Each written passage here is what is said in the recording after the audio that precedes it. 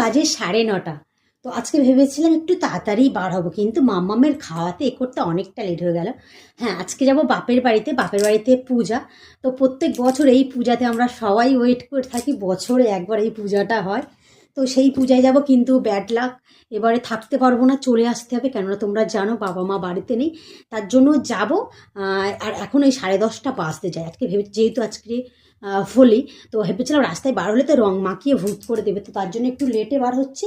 আর যাব, গিয়ে বেশিক্ষণ থাকবো না, চলে আসবো। বাড়িতে কেউ নেই, অরিন্দম দিয়ে চলে আসবে, ও থাকবে। ও সন্ধ্যেবেলার দিকে যাবে, তখন আমরা ওই 8টা 8:30 দিকে বাড়িতে চলে আসবো। তো চলো সবটুকু তোমাদের সঙ্গে শেয়ার করব। তো আমি রেডি হয়ে গেছি, তো চলো বার হওয়া যাক। আর আজকে কিন্তু আমার গপুকেও আমি নিয়ে যাব। গপু প্রথম ওর মামার বাড়ি যাচ্ছে। আর কি বলো তো, বাড়িতে তো কেউ নেই, তো তার জন্য আমার গপু সোনাকে আমি নিয়ে যাচ্ছি, না হলে রেখেই যেতাম।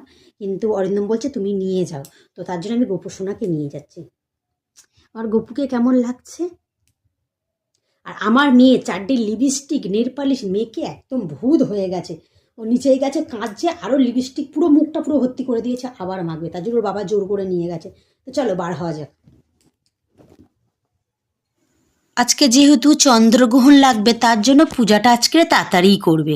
তো সব ব্রাহ্মণ এসে গেছে, আর পুজোর আয়োজনও কমপ্লিট হয়ে গেছে।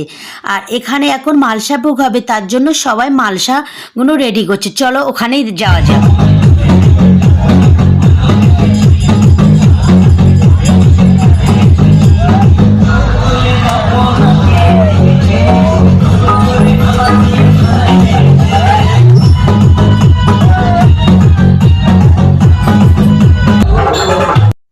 এখানে কিন্তু আমাদের মালসা প্রায় কমপ্লিট হয়ে গেছে। আর মাম্মামের জন্য এবছরও আমি মালসা দিয়েছি।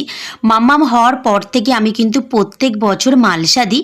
তো এখানে মালসা দেবে, যেহেতু চন্দ্রগ্রহণ লাগবে, তার জন্য মালসা ভোগটা তাড়াতাড়ি করবে, তার জন্য সবাই কমপ্লিট করছে। আর এখানে দেখো সবাই একটু লাল জল, হলুদ জল, নীল জল খেয়ে ডান্স করছে, যেহেতু আজকে হোলি।